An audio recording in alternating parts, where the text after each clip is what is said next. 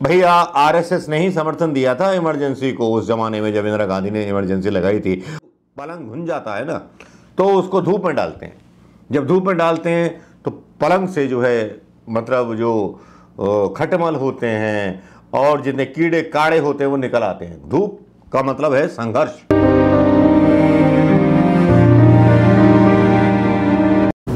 दोस्तों नमस्कार, मैं मनोज कुमार शर्मा एक बार फिर आपके बीच में। जी हां दोस्तों, ऐसे ऐसे तथ्य और ऐसी ऐसी बातें प्रधानमंत्री मोदी बोलते हैं जिनको मतलब सुनकर के हंसी आने लगती है।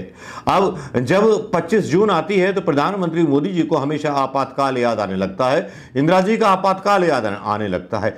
क्या वो स्पष्टीकरण दे रहे हैं इस बात का कि जो मेरा आपातकाल बहुमत वाला था 10 साल, जिसमें ना तो नेता प्रतिपक्ष था और सारी सत्ता मेरे हाथ में थी, लोकसभा स्पीकर मेरे थे, डिप्टी स्पीकर मेरा था, जिस चाहूं उस पार्टी को तोड़ दूं, जिसको चाहूं उसको बर्बाद कर दूं, ईडी मेरी, सीबीआई मेरी, आईडी मेरी, सब कुछ मेरा, तो बस सब कुछ मेरा था तो मैंने बर्बाद किया, तोड़ दिया, डिस्ट्रॉय कर दिया। इमरजेंसी की जब बात आती है तो भारतीय जनता पार्टी के नन्हे नन्हे नेता, प्यारे प्यारे नेता मतलब भौंकने लगते हैं बिना ये जाने समझे कि भैया आरएसएस ने ही समर्थन दिया था इमरजेंसी को उस जमाने में जब इंदिरा गांधी ने इमरजेंसी लगाई थी। और इमरजेंसी क्यों लगाई थी कि यदि आप सेना को बोलो कि सेना विद्रोह कर दे, गवर्नमेंट ऑफिसरों को बोल दो गवर्नमेंट ऑफिसर अपनी नौकरी छोड़ दें, पुलिस वाले पुलिस की नौकरी छोड़ दें, ये शर्त लगाई गई थी। तब इंदिरा गांधी जी ने आपातकाल लगाया था। लेकिन आपातकाल में सारी चीजें बहुत अच्छी चलती थीं। लोग आज भी इमरजेंसी की मिसाल देते हैं कि जब इमरजेंसी लगी थी तो गाड़ियां टाइम पे चलती थीं, बाबू लोग रिश्वत लेने से डरते थे। लेकिन प्रधानमंत्री मोदी के आपातकाल में तो रिश्वत की पराकाष्ठा बढ़ गई। उत्तर प्रदेश में ही मतलब ये तय किया जा रहा है कि किसका रेट कितना होगा। ये भारतीय जनता पार्टी का एजेंट ही एक जो है आरोप लगा 200 रुपए लेके छोड़ी है पुलिस ने। अब इसका गुनाह यह था, इसने खाली भाजपा का नाम ले लिया कि मैं भाजपा का कार्यकर्ता हूँ। हमारे कई पदाधिकारियों ने फोन किया, इसको भी गालियाँ दी और कहा कि हमको ऊपर भी देना पड़ता है। तो हम आज आए हैं अनुरोध करने कप्तान साहब से कि एक नियम बना दें कि भाजपा कार्यकर्ता कितने पैसे देगा और प्राइवेट आदमी कितने देगा। इससे लिए उन्होंने 2500 रुपये और जो मुसलमान है उनसे लिए 200 रुपये। तो एक नियम बना दें कि भाजपा का होना ही गुनाह हो गया क्या। और कितनी गालियाँ दी इसको पदाधिकारियों को। मतलब भारतीय जनता पार्टी का नेता ही आरोप लगा रहा है कि भैया किससे कितनी रिश्वत चाहिए जरा बता दो। ऐसे कई वीडियो सोशल मीडिया पर तैर रहे हैं।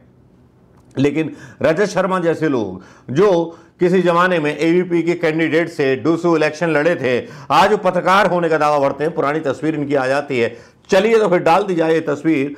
विजय कुमार गोयल, जानते होंगे इनका भी नाम, रजत शर्मा, टी जोगलंबा, सुनील मित्तल, ये जो मतलब तस्वीर है बाकी में आज हैरान कर देने वाली है। हम तो समझते थे कि रजत शर्मा का कोई किसी के साथ नाता नहीं है, बेचारा ठीक सा आदमी होगा, लेकिन ये तो एबीपी का चमचा निकला।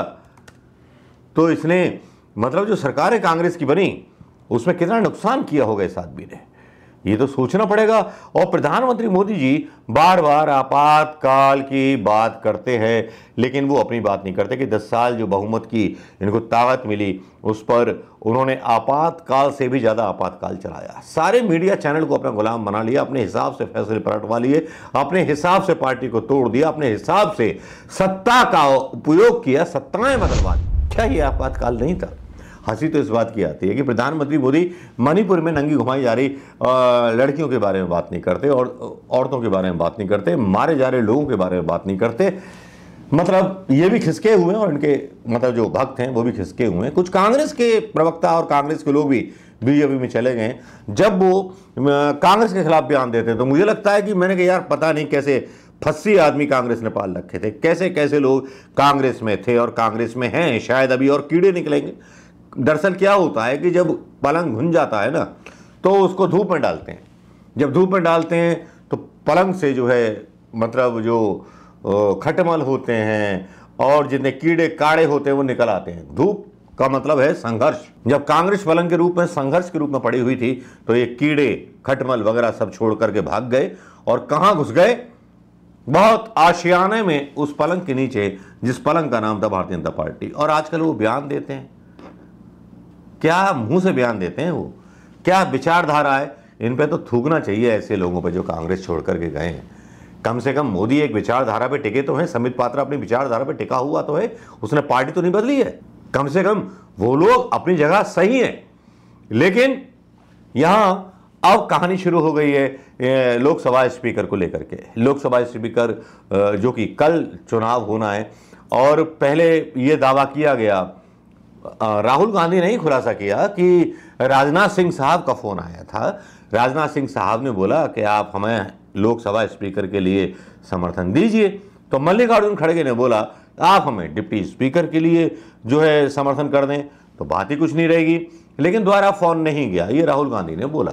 लेकिन बीजेपी के लोग और दूसरे तीसरे दावे कर रहे हैं कि 3 बार फोन किए राजनाथ सिंह ने। अगर 3 बार फोन किए होते राजनाथ सिंह ने, तो क्यों कांग्रेस अपना जो था उम्मीदवार खड़ा करती के सुरेश के रूप में। और फिर ये खबरें भी फैलाई जा रही हैं कि टीएमसी के लोग जो हैं इंडिया गठबंधन के साथ नहीं है, उनसे पूछ के फैसला नहीं लिया गया। और YSRCP जो तेलुगु देशम की विरोधी पार्टी थी, उसके 4 सांसदों का समर्थन मिल गया है ओम बिरला को, ये भी अनाउंस हो रहा है। तो मेरी समझ में नहीं आ रहा कि तेलुगु देशम के साथ मोदी जी का जो था गठबंधन था या YSRP के साथ गठबंधन था जगनमोहन रेड्डी की पार्टी के साथ। जगनमोहन रेड्डी से मुझे याद आया, जगनमोहन रेड्डी को मतलब बहुत खिलाया, बहुत जगनमोहन रेड्डी ने भी इनको जो था बहुत सपोर्ट किया। बीजू जनता दल के जो नेता थे उन्होंने भी बहुत सपोर्ट किया। और फिर खबर आ गई कि शायद देर से समझ में आई बीजू जनता दल के नेता की कि भारतीय जनता पार्टी उनको दरअसल चाट गई। भारतीय जनता पार्टी को अमर वेल है कि जिस हरे भरे वृक्ष पे पड़ जाए तो उस हरे भरे वृक्ष को सुखा के रख दे और तत्व अपने अंदर ले ले, हरी भरी दिखेगी सूखे पेड़ पर। ऐसे अमरवेलों के बारे में आपने सुना होगा। तो यही अमरवेल है जो है क्या कहते हैं भारतीय जनता पार्टी। नई संसद और नई सरकार और पहला दिन मोदी जी बीजेपी के लिए अशुभ समाचार आता है कि राज्यसभा में बीजेपी के 9 राज्यसभा सांसद विपक्ष का साथ नहीं देंगे, क्योंकि बीजेपी का कोई भी लोकसभा सांसद नहीं है। तो राज्यसभा में तो समर्थन गया, बीजू जनता दल ने निर्णय ले लिया और खबर समझ में भी आ गई। वैसे खबर तो बहुत हैं, पैरासीटामोल और अंग्रेजी दवाओं में बहुत गड़बड़ घोटाला सब चल रहा है। लेकिन यहाँ जो है बात है कल होने वाले इलेक्शन की कि के सुरेश और क्या कहते हैं ओम बिरला के बीच। अब सवाल ये उठता है कि नीतीश कुमार और तेलुगु देशम के नायडू कहां जाएंगे, जब नायडू की विपक्षी पार्टी ने सपोर्ट कर दिया है 4 सांसदों ने बीजेपी को, एनडीए को। तो फिर तेलुगु देशम के नेता चंद्रबाबू नायडू के ऊपर क्या पब्लिक का और उनकी पार्टी का प्रेशर नहीं पड़ेगा? ये तो हमारी विपक्षी पार्टी के साथ हैं और आप इनका साथ दे रहे हो, तब क्या मुंह दिखाएंगे अपने प्रदेश में चंद्रबाबू नायडू? अभी बहुत हीले हवाले बाकी हैं, नीतीश कुमार के भी हीले हवाले बाकी हैं, क्योंकि आज बिहार का कुछ अंदाज बदला बदला सा नजर आ रहा था। पूर्णिया के पप्पू यादव ने आज जो थी शपथ ली, बस बिहार का मिजाज पप्पू यादव की शपथ से समझ लीजिएगा। देखिए ये वीडियो शपथ लेते टाइम जब पप्पू यादव शपथ लेने गए, उन्होंने शपथ के बाद विशेष दर्जा बिहार, री-NEET और दुनिया भर की मांग के नारे लगाने चालू कर दिए। लोकसभा स्पीकर खिसियाए हुए थे। देखिए पप्पू यादव का निर्वहिंतुननियु दैव साक्षिगा प्रमाणम చేయుచున్నాను।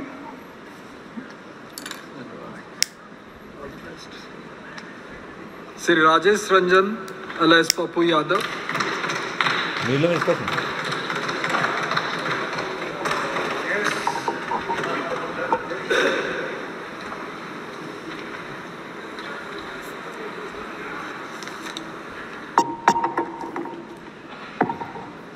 प्रणाम पूर्णिया, प्रणाम बिहार, सलाम बिहार, जोहार बिहार। हम राजेश रंजन और पप्पू यादव लोकसभा सदस्य निर्वाचित भेलाक उपरांत संविधानक शपथ लैत छी जे हम विधि द्वारा स्थापित भारतक संविधानक प्रति सत्यनिष्ठा ओ श्रद्धा राखब, जे हम भारतक संप्रभुता ओ अखंडता अक्षुण्ण राखब, और जाहि पद पर हम बैसे वाला छी तकर कर्तव्यक विश्वासपूर्वक निर्भर करब। बहुत बहुत धन्यवाद के साथ रीनीट बिहार विशेष राज्य का दर्जा सीमांचल जिंदाबाद, मानवतावाद जिंदाबाद, धन्यवाद, भीम जिंदाबाद, धन्यवाद, संविधान जिंदाबाद। बहुत बहुत शुभकामनाएं। जानता हूँ आपसे ज्यादा न 6ठा बार सांसद हूँ, आप हमको सिखाइएगा और आप कृपा पर जीते हैं। मैं अकेला लड़ता हूँ। For the time I am the Indian for the time independent MP for the time. Not tell me ठीक है। सो आई टेल मी ये भगवान का नाम नहीं, ये मत बताइए, नहीं ये मत बताइए। श्री अब्दुल रशीद पप्पू यादव का ये वीडियो आपने देख लिया होगा दोस्तों। अब इसके बाद अंदाजा लगाइए कि बिहार के तेवर क्या होने वाले हैं। क्या बदलेंगे तेवर नीतीश कुमार के, या होगा क्या कल? सस्पेंस बना हुआ है। कहां जाएगी तृणमूल कांग्रेस, कहां जाएंगे YSRCP जगनमोहन रेड्डी की पार्टी के लोग, और कहां जाएंगे नायडू के लोग? जो नायडू मांग कर रहे थे लोकसभा स्पीकर की, उनको ठेंगा दिखा दिया गया। क्या ऐसी बदहाली की जिंदगी जीना चाहेंगे चंद्रबाबू नायडू, जो प्रधानमंत्री मोदी के व्यक्तित्व के नीचे या उनके आभा मंडल के नीचे बैसाखी लगा करके सरकार चलाए, जो जिसको की बहुमत है, जबकि कम सीटें आई हैं बीजेपी की, फिर भी उनका एक डिप्टी सीएम चंद्रबाबू नायडू ने आंध्र प्रदेश में दिया है? क्या होगा देश का?